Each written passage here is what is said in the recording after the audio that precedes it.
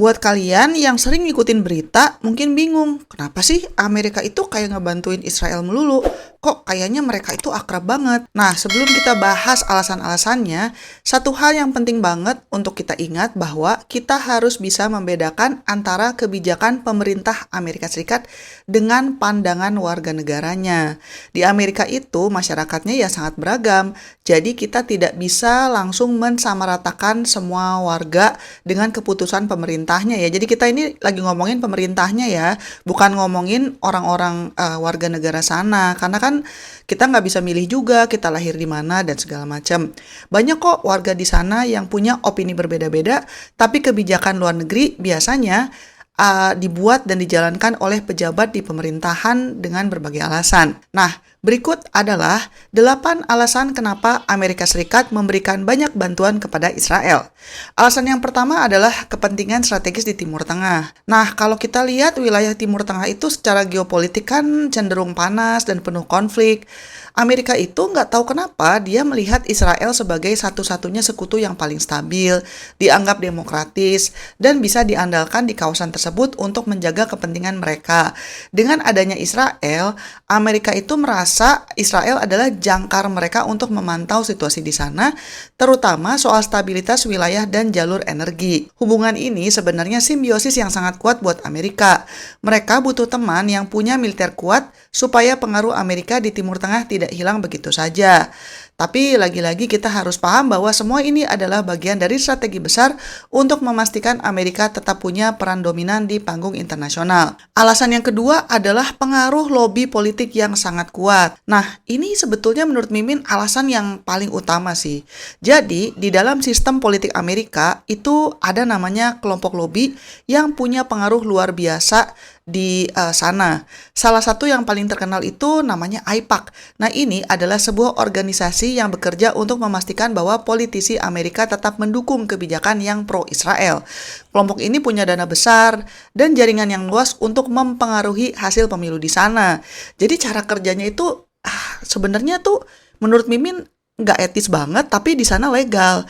Jadi, si organisasi yang namanya AIPAC ini akan memberikan donasi atau menyumbang ke kampanye berbagai politisi di Amerika. Nah, sumbangannya itu jumlahnya gede banget, bisa kayak ratusan ribu dolar, jutaan, dan sebagainya tergantung level dari politisi tersebut.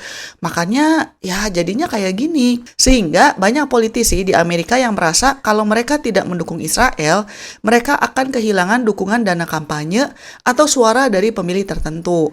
Ini membuat dukungan ke Israel menjadi semacam kewajiban yang tidak tertulis bagi banyak pejabat di sana.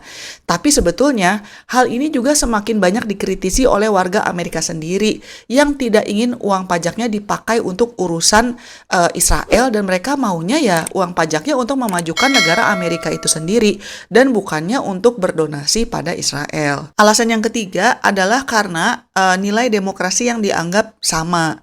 Narasi yang biasanya diangkat oleh pemimpin Amerika adalah bahwa Amerika dan Israel itu berbagi banyak nilai yang sama, terutama soal demokrasi. Teman-teman pasti sering dengar ya kalau Amerika itu nggak tahu kenapa merasa bangga berteman dengan Israel karena merasa sebagai sesama negara yang menjunjung tinggi kebebasan berpendapat dan sistem pemilu yang terbuka. Tapi kayaknya Perdana Menteri Israel yang sekarang itu udah menjabat berapa puluh tahun ya, kayaknya udah lama banget gitu. Jadi apa benar nih demokrasi? Ikatan emosional ini membuat dukungan Amerika jadi terlihat punya landasan moral di mata rakyatnya sendiri. Tapi di balik itu, alasan ini juga sering dipakai untuk membenarkan kenapa bantuan terus mengalir deras ke sana, meskipun situasi di lapangan seringkali memicu perdebatan sengit di kalangan yang mengikuti berita. Kemudian alasan yang keempat adalah keuntungan ekonomi dari industri militer. Nah, ini adalah faktor yang tidak banyak disadari oleh orang. Sebenarnya, sebagian besar bantuan dana yang dikasih dari Amerika ke Israel itu tidak dalam bentuk uang tunai yang bisa dipakai untuk apa saja. Ada aturan-aturan tertentunya juga, misalnya aja dana tersebut harus dipakai untuk beli senjata atau alat militer dari perusahaan-perusahaan Amerika Serikat. Artinya, uang bantuan itu ujung-ujungnya balik lagi ke kantong perusahaan senjata di Amerika dan menciptakan lapangan kerja buat warga mereka.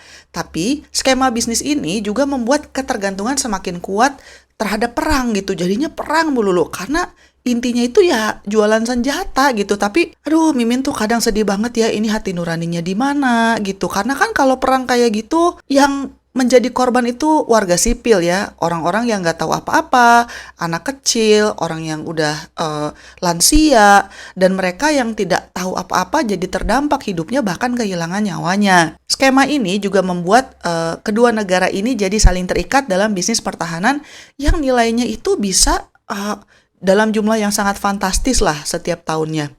Kemudian alasan yang kelima adalah kerjasama intelijen yang sangat erat. Jadi Israel ini punya salah satu badan intelijen terbaik di dunia yaitu Mossad.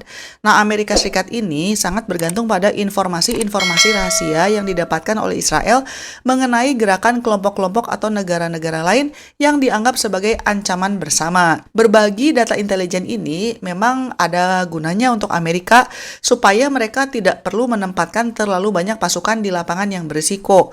Tapi kerjasama yang sedalam ini juga membuat Amerika jadi sulit untuk menarik diri karena mereka sudah terlanjur sangat bergantung pada informasi yang disediakan oleh Israel untuk keamanan nasional mereka sendiri. Kemudian alasan yang keenam adalah faktor sejarah sejak berdirinya Israel. Jadi hubungan spesial antara kedua negara ini sudah dimulai lama banget teman-teman, tepatnya sejak tahun 1948. Amerika Serikat adalah negara pertama yang mengakui kemerdekaan Israel lewat keputusan presidennya saat itu. Sejarah panjang ini membangun rasa tanggung jawab moral bagi pemerintah Amerika untuk terus menjaga keberlangsungan negara tersebut. Ini kalau menurut Mimin alasannya aneh sih ya. Dari generasi ke generasi, para pemimpin Amerika merasa punya beban sejarah untuk tidak meninggalkan sekutu pertamanya di Timur Tengah. Tapi seiring berjalannya waktu, alasan sejarah ini seringkali berbenturan dengan dinamika politik modern yang jauh lebih rumit dari apa yang terjadi puluhan tahun yang lalu. Apalagi kalau kita lihat berita akhir-akhir ini ya, sebetulnya Amerika itu sekarang udah makin dekat juga sih dengan kayak Saudi Arabia atau dengan Uni Emirat Arab, dengan Qatar dan sebagainya. Kemudian alasan yang ketujuh adalah dukungan dari kelompok agama tertentu. Jadi di Amerika ada kelompok pemilih yang sangat besar dari kalangan Kristen evangelis yang mendukung Israel karena alasan teologi atau keyakinan agama. Mereka nggak tahu kenapa percaya bahwa mendukung Israel adalah bagian dari menjalankan perintah agama mereka. Dan sayangnya jumlah mereka itu masih sangat signifikan dan bisa dirasakan dalam setiap pemilu. Kekuatan suara dari kelompok agama ini membuat para politisi menjadi sangat berhati-hati supaya tidak menyinggung perasaan mereka. Tapi ini menunjukkan bahwa bantuan Amerika itu tidak hanya soal urusan luar negeri, tapi juga masih dipengaruhi oleh peta politik dan keyakinan masyarakat di dalam negeri Amerika sendiri. Dan alasan yang ke-8 adalah riset dan pengembangan teknologi bersama. Jadi ternyata Amerika dan Israel itu sering bekerja sama dalam mengembangkan teknologi pertahanan yang super canggih. Contohnya adalah sistem pertahanan udara atau Iron Dome yang sangat terkenal itu. Teknologi ini dikembangkan bersama dan Amerika juga bisa mendapatkan akses ke teknologi tersebut untuk memperkuat pertahanan mereka. Kerjasama riset ini membuat Amerika merasa investasinya di Israel tidak sia-sia karena mereka mendapatkan ilmu dan teknologi militer yang mungkin susah dikembangkan sendirian. Tapi tentu saja, semua riset canggih ini butuh biaya yang luar biasa, dan itulah kenapa bantuan dana terus mengalir untuk mendukung proyek-proyek teknologi masa depan. Jadi gitu teman-teman, alasan-alasan kenapa Amerika banyak membantu Israel. Kalau menurut kalian ada alasan lain nggak? Silakan komentar di bawah. Sekian dulu episode kali ini dan selamat mencari kebahagiaan. Bye-bye.